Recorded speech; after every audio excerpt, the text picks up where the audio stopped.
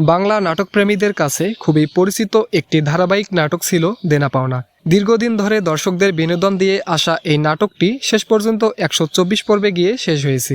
আর এই শেষ হওয়া নিয়ে অনেক দর্শকের মধ্যেই প্রশ্ন তৈরি হয়েছে। আজকের এই ভিডিওতে আমরা জানার চেষ্টা করব আসলে কী কারণে 124 পর্বেই শেষ হয়ে গেল জনপ্রিয় এই ধারাবাহিক নাটকটি। মূলত এই নাটকের গল্পের একটি নির্দিষ্ট পরিকল্পনা ছিল, অর্থাৎ শুরু থেকেই গল্পটিকে একটি নির্দিষ্ট পর্বের মধ্যেই শেষ করার পরিকল্পনা ছিল নির্মাতাদের।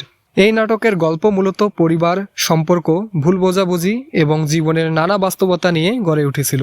ধীরে ধীরে গল্পটি তার মূল ক্লাইম্যাক্সের দিকে এগিয়ে যায় এবং শেষ পর্যন্ত 124 পর্বে এসে গল্পটি একটি পরিণতির মধ্যে পৌঁছায়। তাই নির্মাতারা মনে করেছেন এই জায়গাতেই গল্পের সমাপ্তি দেওয়াটাই সবচেয়ে উপযুক্ত। আরেকটি বিষয় হলো, বর্তমানে অনেক ধারাবাহিক নাটকেই খুব বেশি দীর্ঘ না করে নির্দিষ্ট সময়ের মধ্যেই শেষ করা হয়, কারণ দর্শকের আগ্রহ ধরে রাখা এবং গল্পকে অপ্রয়োজনীয়ভাবে দীর্ঘ না করাই নির্মাতাদের মূল লক্ষ্য থাকে। তবে নাটকটি শেষ হয়ে গেলেও দর্শকের ভালোবাসা কিন্তু কমেনি, যেটা ইউটিউবে দেনা পাওনা নাটকের কমেন্ট সেকশন লক্ষ্য করলেই বুঝতে পারবেন।